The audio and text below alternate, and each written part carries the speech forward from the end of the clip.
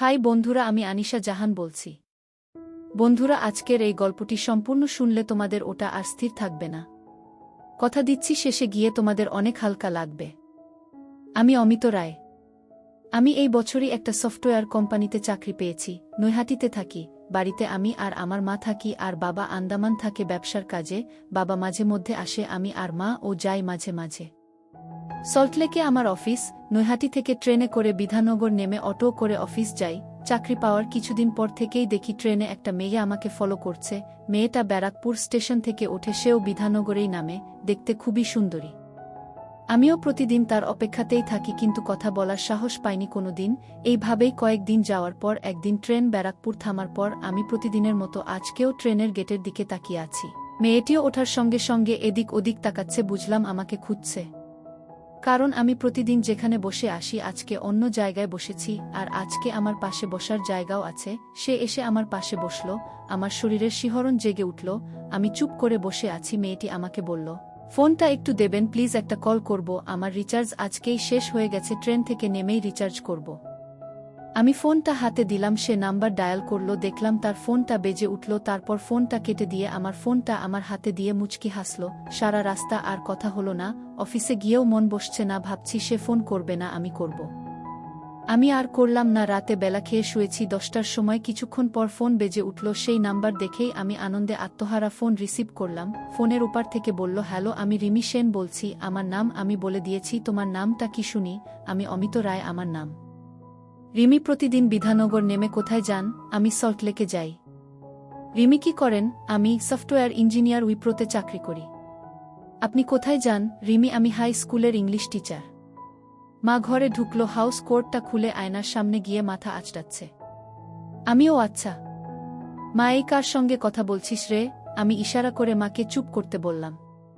আমি রিমির সাথে কথা বলছি। মা মুচকি মুচকি হাসছে। রিমি কালকে একদম পেছনের কামরায় উঠবে আর আমার জন্য একটা সিট রাখবে। আমি ট্রেনে যা ভিড় হয়, আপনার জন্য জায়গা রাখতে পারবো বলে মনে হচ্ছে না। রিমি, আপনি নয় তুমি বলো, আর জায়গা না পেলে তোমার কোলে বসবো, বলেই হেসে ফেলল। রিমি, কি চুপ করে গেলে যে? বসতে দেবে তো কোলে। আমি, না মানে ইয়ে মানে। রিমি, কি মানে করছো? অনেক রাত হলো, এখন ঘুমাও, কাল দেখা হবে, গুড নাইট। আমি, গুড নাইট। মা, কিরে প্রেম করছিস নাকি? আমি, আজকেই প্রথম কথা বললাম। মাকে সব কথা খুলে বললাম। মা, খুব ভালো, প্রেম করে তাড়াতাড়ি বিয়ে কর। মায়ের নাম মালতী রায়, 47 বছর বয়স, কিন্তু দেখে বোঝার উপায় নেই। ফিট রাখার জন্য প্রতিদিন সকালে যোগ ব্যায়াম করে। দেখতে সুন্দরী। চমা, বাড়ির বাইরে সবসময় শাড়ি পরে, তবুও বাড়ির বাইরে বেরোলে লোকের দৃষ্টি আকর্ষণ করে। ফোনটা রেখে মেশিন বের করে মায়ের সাথে কাজ শুরু করে দিলাম। ওহ, আপনাদের বলা হয়নি, মায়ের সাথে আমি অনেক আগে থেকে ফ্রি। আমাদের মা ছেলের কার্যক্রম, এসব কার্যক্রম অনেক আগে থেকে হয়ে আসছে। সকালে 7টায় ঘুম থেকে উঠে তাড়াতাড়ি স্নান করে রেডি হয়ে নিলাম। অন্য দিনের থেকে একটু বেশিই তাড়াতাড়ি করছি। মা, তোর জন্য ট্রেন তাড়াতাড়ি আসবে না? মেয়েটার সঙ্গে দেখা করার জন্য তো পাগল হয়ে গেলি, জামাটাও উল্টো পরেছিস। আমি লজ্জায় পড়ে গেলাম। জামাটা ঠিক করে পরে মা খেতে দিল। খাচ্ছি এমন সময় টেবিলে রাখা আমার ফোনটা বেজে উঠল। স্ক্রিনে রিমির নাম ভেসে উঠল। মা, যার জন্য ছটফট করছিস সেই ফোন করেছে। আমি ফোন রিসিভ করলাম। রিমি, রিমি বলছি। আমি, হ্যাঁ বলুন। রিমি, আবার আপনি? আমি, বলো কি করছো? রিমি, তোমার সঙ্গে কথা বলছি। আমি, কি করছিলে? রিমি, তোমার কথা ভাবছিলাম, তাই তো ফোন করলাম। তুমি কি করছো? আমি, খাচ্ছি। রিমি, খাওয়ার সময় বিরক্ত করলাম। আমি, আরে না না, এতে আবার বিরক্ত কিসের? তোমার খাওয়া হয়ে গেছে? রিমি, হ্যাঁ, আমি খেয়ে একটু রেস্ট নিয়ে বেরোই, মনে আছে তো লাস্ট কামরায় উঠবে, রাখছি। আমি, আচ্ছা। আমি খাওয়া সেরে বেরিয়ে পড়লাম। স্টেশনে গিয়ে কিছুক্ষণ বসার পরে ট্রেন এলো। রিমির কথা মতো লাস্ট কামরায় উঠলাম। বসার জায়গাও পেলাম। ব্যারাকপুর স্টেশন এলো। আমি গেটের দিকে তাকিয়ে আছি। রিমি উঠল। আজকে ওকে আরও বেশি সুন্দরী লাগছে, আজকে বেশি সাজগোজ করেছে। উঠে এদিক ওদিক তাকিয়ে আমাকে খুঁজছে, বুঝতে পারলাম। আমাকে দেখেই ওর মুখে হাসি ফুটে উঠল। আমি জানালার ধারেই বসেছিলাম, ও আমার সামনে এসে দাঁড়ালো। আমি উঠে দাঁড়ালাম। রিমি আমার থেকে একটু খাটো। দাঁড়ানোর সময় ওর হালকা স্পর্শ হলো। ও শিউরে উঠল, মাথা উঁচু করে আমার দিকে তাকিয়ে মুচকি হাসল। আমি, বসো। আমার কানের কাছে মুখ নিয়ে আস্তে আস্তে বলল, রিমি, তোমার কোলে বসবো ভাবলাম। বলেই বসে মাথা উঁচু করে আমার দিকে তাকিয়ে হাসল। একটা স্টেশন যাওয়ার পর পাশের জন উঠে গেল। রিমি আমার হাত ধরে এক টান মেরে বসিয়ে দিল। হাত ধরে টান মারার জন্য ব্যালেন্স হারিয়ে ওর গায়ে পড়লাম। আমি সরি ব্যালেন্স পাইনি। রিমি, সরি বলার কি আছে, অন্য কারো গায়ে পড়েছ নাকি, বলেই হেসে দিল। পাশে বসলাম, ও আমার ঘাড়ে মাথা রাখল। আমি এদিক ওদিক তাকিয়ে দেখছি কেউ তাকিয়ে আছে নাকি। রিমি, আসার সময় কটার ট্রেন ধরো? আমি, আসার সময় দেখা হবে না, সন্ধ্যা 7টা বেজে যায় স্টেশনে আসতে আসতে। রিমি, এই হলো ইঞ্জিনিয়ারদের দোষ, বাড়ি ফিরতে দেরি হয়। এরপর থেকে আমাদের প্রেম শুরু হলো। প্রতি রবিবার আমরা ঘুরতে যেতাম। প্রায় মাস 3 পর রিমি ফোনে বলল, আমার মা বাবা তোমাদের বাড়ি যাবে বলছে, রবিবার তোমার মাকে বলো। আমি, আচ্ছা মাকে বলবো। মাকে বললাম যে রিমির বাবা মা আসবে রবিবার। আমি একটু টেনশনেই ছিলাম। মা সকাল সকাল রান্না সেরে নিল। 12টার সময় কলিং বেল বেজে উঠল। আমি গিয়ে দরজা খুলেই হতভম্ব হয়ে গেলাম। আমার সামনে দাঁড়িয়ে মধুরিমা সেন আর ওনার স্বামী সুপ্রকাশ সেন, আমার অফিসের সিনিয়র ইঞ্জিনিয়ার। আমি মধুরিমা সেনের আন্ডারে জুনিয়র ইঞ্জিনিয়ার হিসেবে আছি। ম্যাডাম, আপনি এখানে? মধুরিমা, কেন আসতে পারি না? আমি, না মানে হ্যাঁ অবশ্যই আসতে পারেন, আসুন আসুন। আমি বসার ঘরে নিয়ে গিয়ে বসালাম। তারপর মাকে ডাকলাম। মা এলো। আমি, মা, ইনি হচ্ছেন আমার ম্যাডাম, মানে আমার সিনিয়র ইঞ্জিনিয়ার, আর ইনি হচ্ছেন ম্যাডামের স্বামী এবং ম্যাডামের সিনিয়র ইঞ্জিনিয়ার। মধুরিমা, দিদি আপনি বসুন। আমরা এখন ওসব কিছু না, এখন শুধু আমরা রিমির মা বাবা। আমি তো ওনার কথা শুনে হতভম্ব হয়ে দাঁড়িয়ে আছি। মধুরিমা, কি হলো, তুমি দাঁড়িয়ে আছো কেন, বসো। ওনার কথায় আমি সামনের সোফায় বসলাম। মধুরিমা, আমি প্রথম দিন থেকেই তোমাদের সম্পর্কের কথা জানি। রিমি প্রথম দিনই তোমার কথা আমাকে বলেছিল, আর পরের দিন তোমার ছবি দেখিয়েছিল। আমি দেখেই রিমিকে বলি যে তুমি আমার অফিসে চাকরি করো, আর ওকে বারণ করি তোমাকে বলতে। দিদি, আমরা আজকে এসেছি শুধু ঘুরতে। দাদা শুনলাম আন্দামান থাকে, ওনাকে খবর দিন, উনি আসলে সবাই মিলে একদিন আমাদের বাড়ি যাবেন। সেদিন ওদের বিয়ের ডেট ফাইনাল হবে। তারপর সবাই মিলে অনেক গল্প হলো। ওরা দুপুরে খাওয়া দাওয়া করে চলে গেল। পরে আমি রিমিকে ফোন করতেই কি সারপ্রাইজটা কেমন দিলাম। আমি, হ্যাঁ ভালোই। আমি তো ভাবতেই পারিনি। দুজনে মিলে অনেকক্ষণ কথা বললাম। পরে একা একা বসে ভাবছি মধুরিমা ম্যাডাম মানে আমার হবু শাশুড়ির কথা। ওনাকে দেখলে সবাই হা করে তাকিয়ে থাকে, সবার মধ্যে আমিও পড়ি, কারণ এত সুন্দর সম্পদগুলোর দিকে না তাকিয়ে থাকা যায় না। দিন 10 পর আমার বাবা এলো। পরের দিন আমার বাবা আর মায়ের যাওয়ার কথা ছিল, কিন্তু আমার হবু শাশুড়ি আমার মাকে ফোন করে বলল আমাকেও নিয়ে যেতে। আমিও গেলাম বাবা মায়ের সঙ্গে। ওদের বাড়ি পৌঁছালাম 11:30টার সময়। আমার হবু শাশুড়ি এসে দরজা খুলল। সিল্কের শাড়ি পরা, চুল ছাড়া, পিঠের মাঝামাঝি পর্যন্ত। কাছ থেকে সিঁদুর দেখা যায়, একটু দূরে থেকে দেখা সম্ভব নয়। হাতে শাখা পলা কিছুই নেই, শুধু দুহাতে দুটো সোনার বালা। হবু শাশুড়ি, ঘরে আসুন। আমরা ঘরে গেলাম। আমাদের বসার ঘরে নিয়ে গেল। আমরা বসলাম। রিমি এসে বসল। তারপর আমার হবু শ্বশুর এসে বসল। সবাই মিলে গল্প করছে। আমি চুপচাপ বসে আছি, রিমিও চুপ করে বসে আছে। আমার হবু শাশুড়ি বুঝতে পেরেই বলল, রিমি, অমিতকে নিয়ে উপরে যা। রিমি আমাকে ওর উপরের ঘরে নিয়ে এলো। দুজনে বসে গল্প করছি। হঠাৎ রিমি আমাকে কাছে টেনে ধরল। তারপর মেশিনে হাত দিল। আমি, রিমি, বিয়ের আগে এসব করা উচিত নয়। রিমি, কে বলেছে উচিত নয়, এখন সব উচিত। আমি, তোমার মাথা খারাপ, আর তো কটা দিন। নিচ থেকে খাওয়ার জন্য ডাকলো। খেতে বসে শুনলাম পরের মাসে বিয়ের ডেট ফাইনাল হয়েছে। আমাদের আত্মীয় স্বজন কম, ওদেরও কম, তাই কোনো অসুবিধা হবে না। সত্যি কোনো অসুবিধা হয়নি। আজকে বিয়ে বাড়িতে। আত্মীয় বলতে মামা মামি, পিসি, পিসির ছেলে বৌমা, তাও তারা আমার কাকার বাড়িতে উঠেছে। পাশেই কাকার বাড়ি। আর কয়েকজন আসবে বৌভাতের দিন। সকালে বৃদ্ধি হওয়ার পর মেয়ে আশীর্বাদ নিয়ে গেল আমার বাবা, মামা আর পিসি। বাড়িতে আমি, মা আর মামি। আমি দুপুরে ওপরের ঘরে গিয়ে শুয়ে আছি। কখন ঘুমিয়ে পড়েছি বলতেও পারবো না। হঠাৎ একটা সুখের অনুভূতি হলো। ঘুম ভেঙে গেল। তাকিয়ে দেখি মা আমার মেশিনে হাত দিয়েছে। আমি, ও মা, মামি কোথায়? মা, তোর মামি নিচের ঘরে ঘুমাচ্ছে। আমি, যদি এসে পড়ে? মা, আসলে আসবে। তোর বাবা এসেছে 15 দিন হয়ে গেল, তারপর থেকে হয়নি। আমার একদম ভালো লাগছে না। আর বুকে পেলে আমাকে তো ভুলে যাবি। আমি, কি যে বলো না মা তুমি, তোমার সাথে মজাই আলাদা। এখনের মতো প্রতিদিন মনে হয় আর হবে না, কিন্তু মাঝে মধ্যে তোমার বৌমার চোখের আড়ালে অবশ্যই হবে। মা, ওঠ, এবার নিচে যাই, এখনই সব চলে আসবে। মা শাড়ি ঠিক করে চলে গেল। কিছুক্ষণ পর মেয়ে আশীর্বাদ করে সবাই এলো। আমিও উঠে ফ্রেশ হয়ে নিলাম। সন্ধ্যার সময় ধুতি পাঞ্জাবি পরে রেডি হয়ে নিলাম। সন্ধ্যা 7টায় বেরোলাম। রিমিদের বাড়িতে পৌঁছালাম 8টা 10-এ। রাত 10টায় লগ্ন ছিল, আর বিয়ে শেষ হলো 12টার সময়। তারপর খাওয়া দাওয়া করে ঘরে গিয়ে একটু শুলাম। বিয়ের দিন 10 পরেই আমার প্রমোশন হয়েছে। আমার শাশুড়ির জন্যই এখন নতুন প্রজেক্টের কাজ করছি। আমরা অফিসে শাশুড়িকে ম্যাডাম বলেই সম্বোধন করি। এখন অফিসে ঢুকি 12টার সময়। এই প্রজেক্টের হেড ও আমার শাশুড়ি, সেই কারণেই আমি নতুন হয়েও চান্স পেয়েছি। এখন ফিরতেও দেরি হয়, রাত 10টা বেজে যায় বাড়িতে ঢুকতে। সকাল 8টায় রিমি বাড়ি থেকে বেরো আর আমি 10টায় বেরোই। চাকরিতে প্রমোশন যেমন হয়েছে, মাকে কাজ করে দেওয়ার সুযোগও হয়ে গেছে। প্রতিদিন 8টায় রিমি বেরিয়ে যাওয়ার পর মাকে কাজ করে দিই। মাস 3 পর রিমি সপ্তাহ খানেকের জন্য বাড়ি গেছে, আবার আমি আর মা আগের মতো রাতে একসঙ্গে ঘুমাই। হঠাৎ রিমি ফোন করল, আমি ফোন রিসিভ করলাম। রিমি, তুমি তাড়াতাড়ি আসো, বাবার খুব শরীর খারাপ। আমি, কি হয়েছে রিমি? জানি না, তাড়াতাড়ি আসো।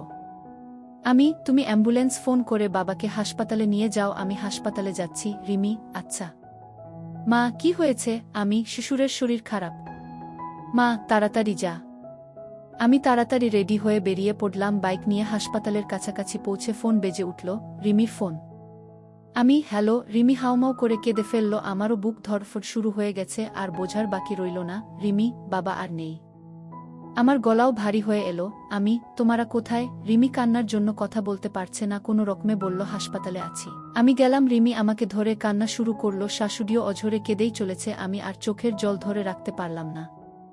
দুজনকেই একটু শান্ত করার পর শুনলাম স্ট্রোক হয়েছিল, নিয়ে আসতে আসতেই মারা গেছে।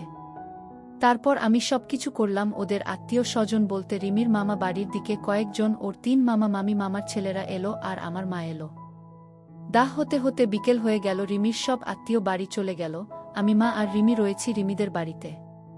মা শাশুড়িকে সান্ত্বনা দিচ্ছে, আমিও শাশুড়িকে বোঝানোর চেষ্টা করছি। পরের দিন মা বলল, মা, তুই আর রিমি এখানেই থাক, আমি বাড়ি চলে যাই। শাশুড়ি, কেন দিদি, আপনিও থাকেন না? মা, না দিদি, বাড়ি ফাঁকা আছে, দিন 2 পরেই আবার আসব। মা চলে গেল, আমি আর রিমি থাকলাম। রাতে রিমি শাশুড়িকে বলল, মা, তুমি আমার সঙ্গে আমার ঘরে ঘুমাও, তোমাকে একা ঘুমাতে হবে না।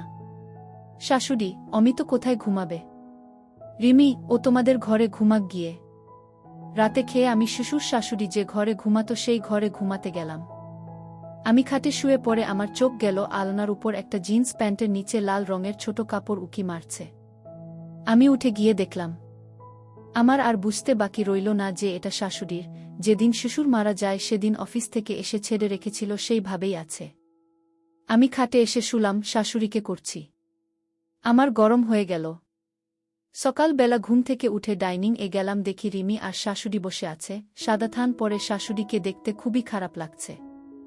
আমি ব্রাশ করছি। রিমি বলল, রিমি, আমার তো স্কুলে পরীক্ষা চলছে, না গেলে হবে না। তোমার তো কাজ বাড়িতে বসেই ল্যাপটপে করা যায়, আর তোমার সিনিয়র তো এখানেই আছে, অসুবিধা হবে না, তুমি বরং মায়ের কাছে থাকো, আর তো কেউ নেই থাকার মতো। আমি মনে মনে একটু খুশিই হলাম। 9টার সময় রিমি স্কুলে বেরিয়ে গেল, বাড়িতে আমি আর শাশুড়ি। আমি রিমির ঘরে বসে আছি, আর শাশুড়ি নিজের ঘরে গিয়ে একটু ঘুমিয়েছে। আমি বসে বসে শাশুড়িকে নিয়েই ভাবছি। হঠাৎ কানে কান্নার আওয়াজ ভেসে এলো। আমি উঠে শাশুড়ির ঘরে গিয়ে দেখি শাশুড়ি কান্না করছে শুয়ে শুয়ে। শাশুড়ির অবস্থা দেখে আমি লজ্জায় পড়ে গেলাম। অনেকটা উপরে কাপড় উঠে রয়েছে। আমাকে শাশুড়ি দেখতে পায়নি। আমি দাঁড়িয়ে দাঁড়িয়ে দেখছি আর ভাবছি ওনার কাছে যাব কি যাব না। সাহস করে ডাকলাম, মা, আপনি কাঁদছেন? শাশুড়ি আমার গলার আওয়াজ পেয়ে পায়ের শাড়িটা একটু নামালো, কিন্তু দেখে মনে হলো এতে উনি লজ্জিত নয়। ভাবলাম স্বামী শোকে হয়তো এসব লজ্জা নিয়ে উনি অতটা ভাবিত নয়। আমি ওনার মাথার কাছে গিয়ে বসলাম। আমি শাশুড়িকে বললাম, মা, কাঁদবেন না, আমি তো আছি। বলেই লজ্জায় পড়ে গেলাম। শাশুড়ি যা বলল তার জন্য আমি প্রস্তুত ছিলাম না। শাশুড়ি, তোমার শ্বশুরের জায়গা তুমি পূরণ করবে তো? আমি কি বলবো ভেবে পাচ্ছি না। শাশুড়ি, মাথায় একটু হাত বুলিয়ে দাও তো। আমি ওনার মাথায় হাত বুলিয়ে দিচ্ছি। আমার বেরিয়ে যাওয়ার মতো অবস্থা। শাশুড়ি আমার দিকে ফিরে শুল। শাশুড়ি, সামান্য দেখেই তোমার এই অবস্থা, সব কিছু দেখলে কি হবে? আমি শাশুড়ির মুখে এই কথা শুনে নিজের কান কেউ বিশ্বাস করতে পারছি না।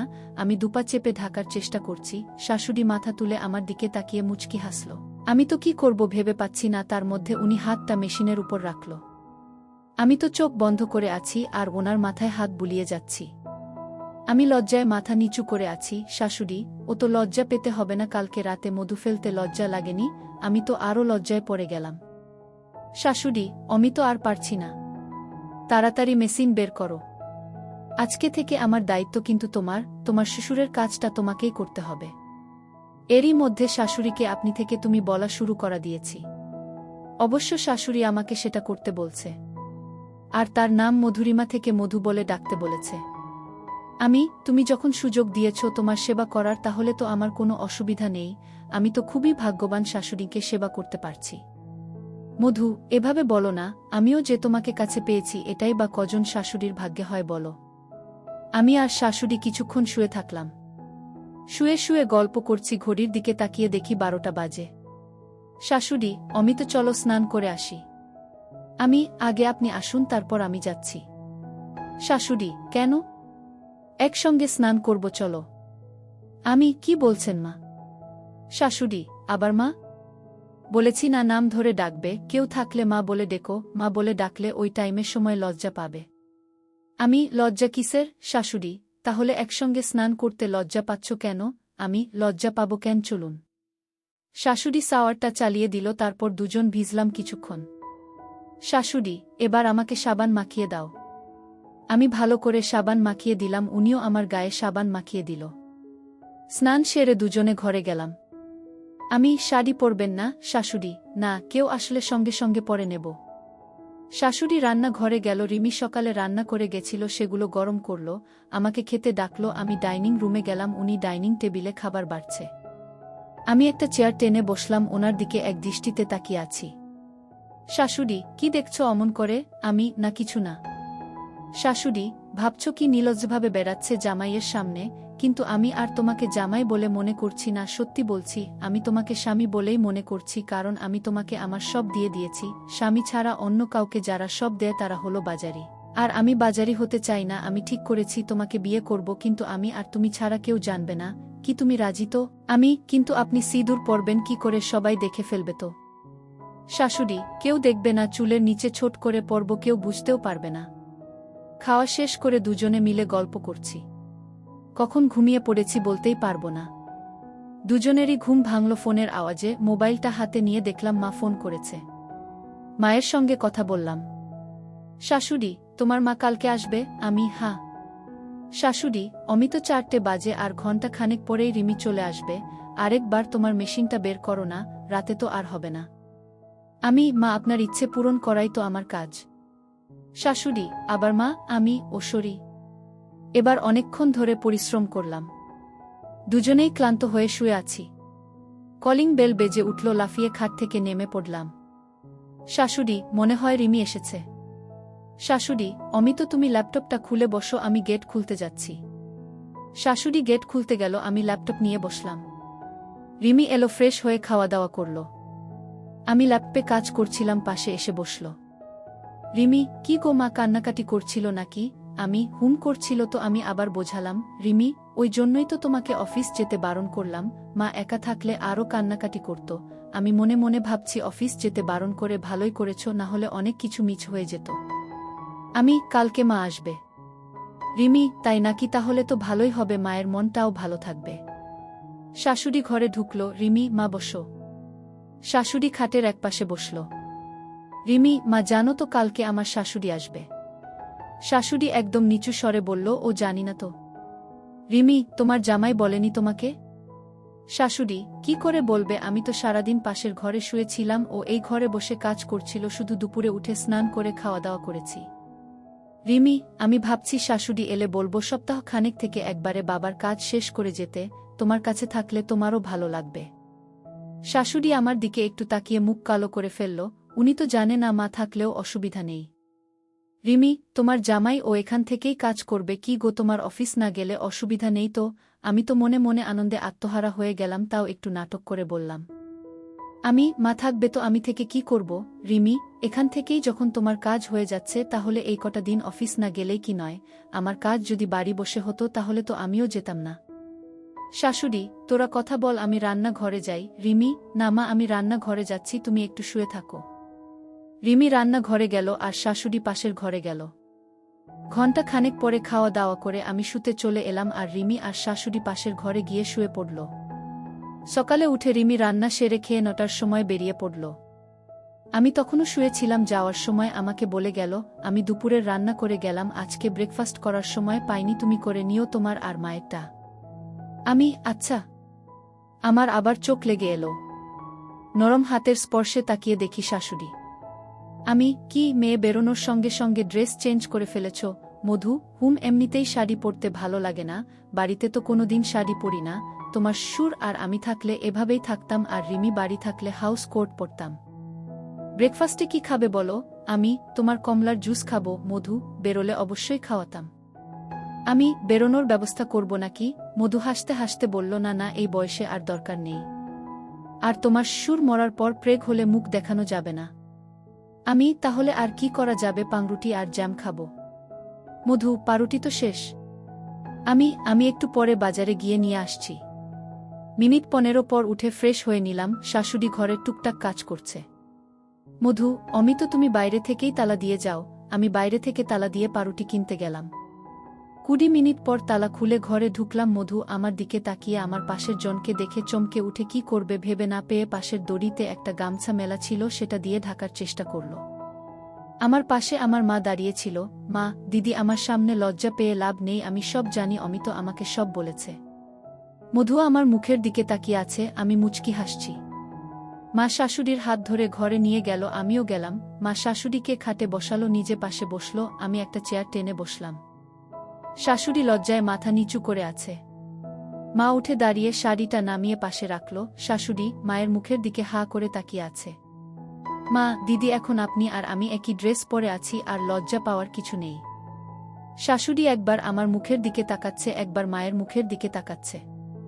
মা, দিদি, অমিত আমাকে কাজ করে দিচ্ছে, প্রায় 10 বছর হয়ে গেল। শাশুড়ি যেন আকাশ থেকে পড়ল। শাশুড়ি, কি বলছেন দিদি? মা, ঠিকই বলছি, এখন থেকে ওর আরও দায়িত্ব বেড়ে গেল, আপনার ও সেবা করার। আশা করি আমার ছেলে আপনাকে খুশি দিতে পেরেছে। শাশুড়ি, সে আবার বলতে, এত খুশি জীবনে পাইনি। মা, আমি তো আজকে বিকেলে আসতাম, কালকে ও সব বলল, তাই ঠিক করলাম সকালে এসে 2 বেয়ান মিলে একসঙ্গে সেবা নিব। তাই কালকে রাতেই ওকে বললাম যে আপনাকে সারপ্রাইজ দেব, আমি আপনাদের বাড়ির কাছাকাছি এসে ওকে SMS করি, ও পাউরুটি কিনতে বেরো, আমি ওর সঙ্গে ঘরে আসি। শাশুড়ি, মা, ছেলে মিলে তো আমাকে খুব ভয় পাইয়ে দিয়েছিলেন। আচ্ছা দিদি, কি করে আপনাদের শুরু হলো? মা, সব বলবো, অনেক দিন হলো সেবা নিইনি, আগে হোক তারপর বলছি। শাশুড়ি, তাই করুন। দুজনকে সেবা দিতে গিয়ে অনেক ক্লান্ত হয়ে গেলাম।